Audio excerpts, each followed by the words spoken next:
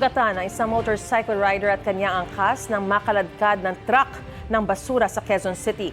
Ayon sa driver ng truck, hindi niya napansing lumipat sa harapan ng kanyang sasakyan ang motorsiklo. Yan ang unang balita ni James Agustin.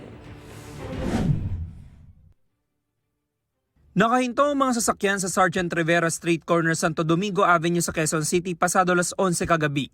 Masdan ang pagdating ng isang garbage truck. Paghinto ng truck, may sumulpot namang motorsiklo sa bandang gilid nito.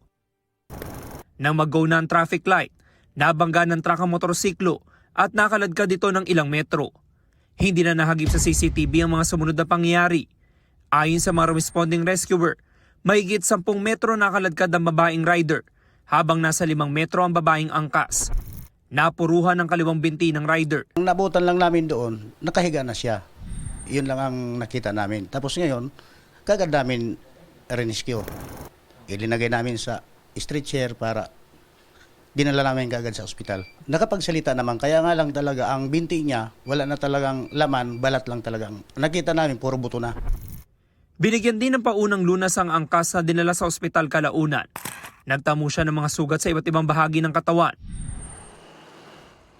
Sa investigasyon ng pulisya galing sa trabahong magkaangkas at pauwi na sa Bagong Silang, Caloocan na mangyaring aksidente.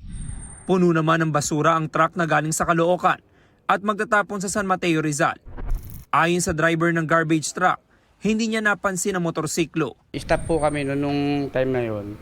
May sinusundan akong trailer. Tapos nung gumo, yung motor hindi ko napansin na nasa kanan.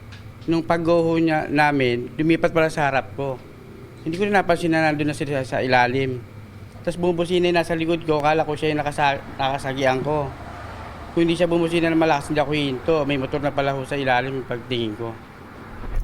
Mananatili sa kusodiyan ng QCPD Traffic Sector 1 ang driver habang hinihintay ang desisyon ng magkaangkas sa motorsiklo kung magsasampa sila ng reklamo.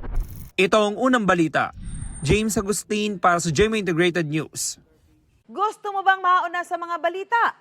Mag-subscribe na sa GMA Integrated News sa YouTube at tumutok sa unang balita.